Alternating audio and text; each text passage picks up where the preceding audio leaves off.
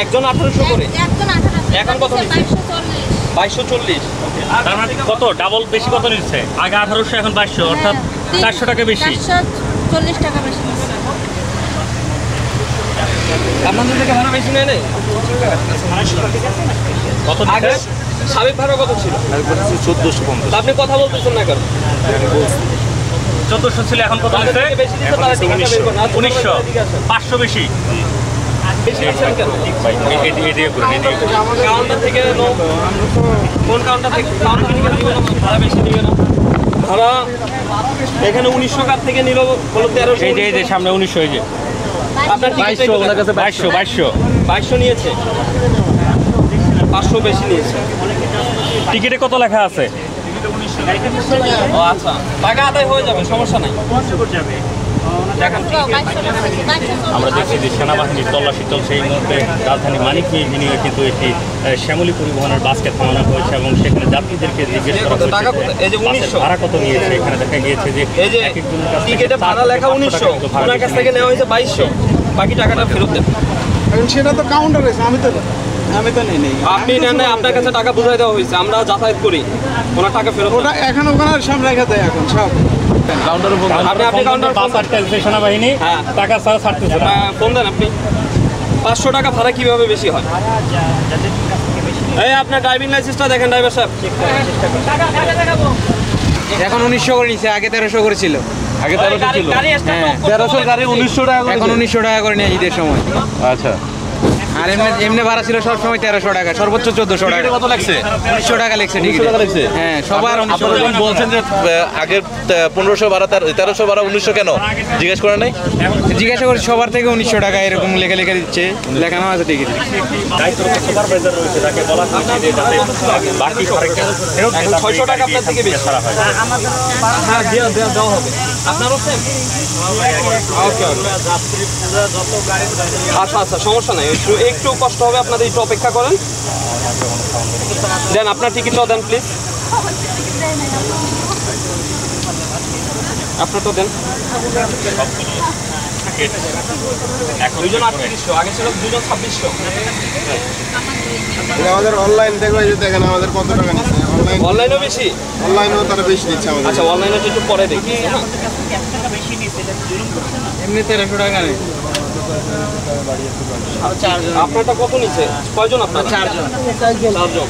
1900 টাকা করে নিচ্ছে। আচ্ছা, সবার থেকে 500 টাকা করে বেশি নিচ্ছে। রাইট। আচ্ছা, আর কারো কাছে আছে টিকিট? সবার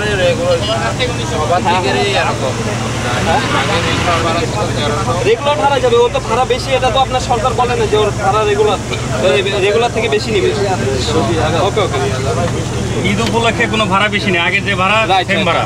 সে 500 টাকা করে বেশি নিচ্ছে। বিআরটিএ যে অনুমোদন দিচ্ছে যে ভাড়া, সেই ভাড়ার উপরে 1 টাকা বেশি নিতে পারবে না। আচ্ছা, দেখি। আচ্ছা, করে নিচ্ছে টিকিট 1900। বুঝি না। 1900। আগে কত ছিল ভাড়া? 1400। না, আপনার বেশি নিচে বলেন নাই তখন? বলে কি হবে, কমায় নাই তো। কমায় নাই। হ্যাঁ, অবশ্যই 1900 করে নিয়েছে। আপনারও ভাড়া কত ছিল? আগের ভাড়া কত? 1400 নিয়েছে। ঈদ উপলক্ষে একটু বেশি। ঈদ উপলক্ষে বেশি, এটা কোথাও বলে নাই। আপনি গাড়িটা একটু সাইড করে নামেন। এখানে নামেন, আপনি গাড়ি একটু আগায় যান। গাড়ি স্টার্ট অফ করেন। দর্শক, আমরা দেখছিলাম একটি গাড়িতে অভিযান চালিয়েছে এবং সেই গাড়িটি হচ্ছে চট্টগ্রাম, ফুলবাড়িয়া, দিনাজপুর এবং পীরগঞ্জ, অর্থাৎ চট্টগ্রাম থেকে দিনাজপুর যাবে পীরগঞ্জ পর্যন্ত গাড়িটি। এবং সেই গাড়িটিতে রেগুলার ভাড়া হচ্ছে 1300 টাকা কিংবা অনেক ক্ষেত্রে 1400 টাকা পর্যন্ত নিয়ে থাকে। কিন্তু সেই গাড়িটিতে এখন ভাড়া নেওয়া হচ্ছে কারো কাছে 1900, 2000 এবং 2200 টাকা পর্যন্ত। নাকি ওনাদের টাকা আপনি ব্যাক করবেন? আমি বলি, আমি যদি স্যারের কাছে নিই অবশ্যই আপনার গাড়ি সব থানায় যাবে। যেটা করেন সেটা সমস্যা না, কিন্তু আমার একটা বলার সুযোগ আছে। হ্যাঁ, জি বলেন। মনে করেন গাড়িকার মালিকের, হ্যাঁ, কাউন্টারের মালিকের, যাত্রী ওরা নিতে, আমি শুধু যাত্রী নিয়ে স্থানে পৌঁছা যাবো। মালিককে ফোন দেন, একটু ফোন দিয়ে কথা বলেন। মালিককে ফোন দেন। আপনি সুপারভাইজার, ভাড়া বেশি নিয়েছেন কেন? আমরা তো টিকিট বিক্রি করি না, আমরা যাত্রী নিয়ে যাই, নিয়ে আসি। তো নিয়েছে কারা? এখন এই যে আমরা পার্সেন্টেজ পান তো এর থেকে? না, অবশ্যই পান। আমরা শুধু আপনারা যখন টিকিটটা যখন আপনার টিকিটটা নেন তখন আপনার ভাড়া দেখেন না যে এত টাকা করে নিচ্ছে। এখন ঈদ ভাড়া এগুলো ওরা ঈদ সবাই ভাড়া দিয়ে আপনার কোথাও নিয়ে যায় নিয়ে কি আসে। বলছে আপনার ঈদ ভাড়া 500 টাকা করে বেশি বলছে কোথাও? তো আপনারা কেন নিচ্ছেন? ফোন দেন আপনি মালিককে। টিকিটের ভাড়া রিটার্ন নিতে গেলে প্রত্যেকটা কাউন্টারে গেলে পরে ভাড়া দিয়ে দেবে এই ক্ষেত্রে রিটার্ন দিয়ে সব যাত্রীর টাকা আপনার পেড করবেন, তারপরে গাড়ি যাবে। কত করে বেশি? 500 টাকা 600 টাকা করে বেশি জনপ্রতি। তো বাড়তি করার কোনো অনুমোদন দেয় না বিআরটিএ কিংবা মালিক পরিবহন থেকেও, তাহলে আপনারা কেন অতিরিক্ত নিচ্ছেন, মানে 3 গুণ বেশি নিচ্ছেন? সাধারণ মানুষকে ভুয়া বলেন, আপনি বলতে পারবেন না? ঈদের সময় মানুষ কাউন্টার থেকে হয় কে নিছে? ওই কাউন্টারে নিচ্ছে। কাউন্টারে নিছে? জি, কত কাউন্টার করে নিছে? আমার কাছ থেকে 1200 টাকা নিচ্ছে। 1200 টাকা। জি। আর ভাড়া কত আগের? আগের ভাড়া হয়তো 800 700 এরকম আর কি। মানে কি সিটিং ভাড়া নাকি দাঁড়ায়া? ওই যে পিঞ্জিল কভার। ইঞ্জিল কভারে? জি। ইঞ্জিল কভারে তো বসার নিয়ম নাই। এখন আমি তো ওই মনে করেন গাড়ি এসে চট্টগ্রাম থাকি, আমি উঠছি কুমিল্লায়। তো উঠছে বলছে মানে বলি দিচ্ছে যে আপনি ইঞ্জিল কভারে যাইতে হবে, যাই এখন। রাত দইয়া যাচ্ছেন? হ্যাঁ, জি জি। এটাতে কয়জন যাত্রী থাকে? 40 জন। মানে সবার থেকে আপনি 600 টাকা বেশি নিছেন? আমি কিভাবে নিব রে বাবা? মানে আপনার মালিক কর্তৃপক্ষ তো নিছে? মালিক কর্তৃপক্ষের সাথে আমরা তো শুধু শুধু যাত্রী নিয়ে যাওয়া আর নামা দিয়ে আসা, এটাই তো আমাদের কাজ। আমার তো আর টিকিট বিক্রি করার কোনো সিস্টেম তো নাই। আচ্ছা, মানলাম আপনি নেন নাই, কিন্তু আপনার যে গাড়ির মালিক মানে শ্যামলী পরিবহন, এটাতে কাউন্টার থেকে যে 600 টাকার বেশি নিছে 40 জনে 424,000 টাকা, এক ট্রিপে আপনার এত বেশি জুলুম করাটা কি ঠিক বলেন? আমি যাত্রী।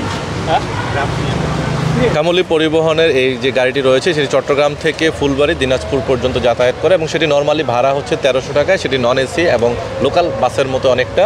কিন্তু সেই গাড়িটির প্রত্যেকজনের কাছ থেকে ভাড়া সর্বনিম্ন 1900 এবং কারো কারো ক্ষেত্রে 2100-2200 টাকা পর্যন্ত নিয়েছেন। এবং এমনটাই হচ্ছে সেনাবাহিনী তল্লাশিতে ধরা পড়েছে এবং সেনাবাহিনী সেই টিকিটগুলো জব্দ করেছে এবং মালিক পক্ষের সাথে কথা বলার চেষ্টা করছেন এবং সুপারভাইজারকে নির্দেশ দিয়েছেন যদি সেই ভাড়াটি হচ্ছে পরিশোধ না করে ফেরত না দেয় তাহলে সেই ক্ষেত্রে হচ্ছে তাকে এই মুহূর্তে থানায় নিয়ে যাওয়া হবে এবং গাড়িটি সহ, এমনটাই বলা হচ্ছে।